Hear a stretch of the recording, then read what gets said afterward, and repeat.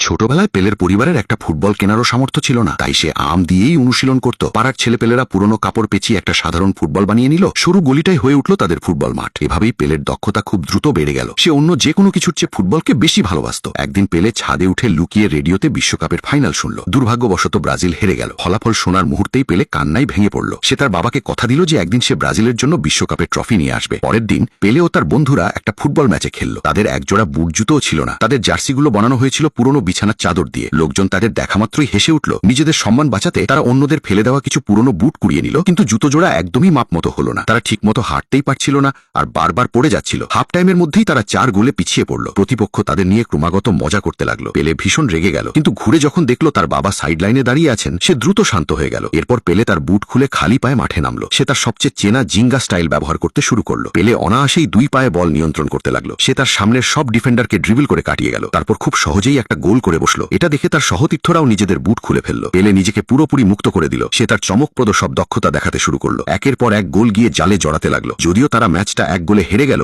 পেলে স্টেডিয়ামের সবার প্রশংসা কুড়ালো। ম্যাচের পর একজন স্কাউট পেলের বাবার হাতে একটা বিজনেস কার্ড ধরিয়ে দিল। তার সুপারিশে পেলে সফলভাবে সান্তোস ফুটবল ক্লাবে যোগ দিল। কিন্তু সে মোটেও খুশি ছিল না, কারণ ক্লাবটি ইউরোপীয় স্টাইলের ফুটবল পছন্দ করত। কোচ পেলেকে জিঙ্গা স্টাইল ব্যবহার করতে নিষেধ করে দিল। ধীরে ধীরে সে তার আত্মবিশ্বাস হারিয়ে ফেলল। সে আর নিজের আসল রূপে খেলতে পারছিল না। সেই রাতেই সে তার ব্যাগ গুছিয়ে নিল। সে ফুটবল ছেড়ে বাড়ি ফিরে যাওয়ার সিদ্ধান্ত নিল। ট্রেন স্টেশনে সেই বয়স্ক স্কাউট পেলেকে খুঁজে পেল। সে তাকে জানালো যে জিঙ্গাই হলো ব্রাজিলিয়ান ফুটবলের প্রাণ। সে পেলেকে নিজের স্টাইলের প্রতি সৎ থাকতে আর নিজের খেলাটা চালিয়ে যেতে উৎসাহ দিল। তাই পেলে দলে ফিরে আসলো। এবার সে কোচের আপত্তি গায়ে মাখল না। সে জিঙ্গা স্টাইল ব্যবহার করার সিদ্ধান্তে অটল থাকলো। ম্যাচ শুরু হতেই পেলে দারুণ এক ফাস্ট টাচে একজন ডিফেন্ডারকে কাটিয়ে গেল। জমাট ডিফেন্সের সামনে পড়ে সে বলটাকে শূন্যে ভাসিয়ে প্রতিপক্ষের মাথার উপর দিয়ে নিয়ে গেল। তারপর শূন্যে লাফিয়ে উঠে এক দর্শনীয় বাইসাইকেল কিকে গোল করল। পুরো স্টেডিয়াম উল্লাসে ফেটে পড়ল।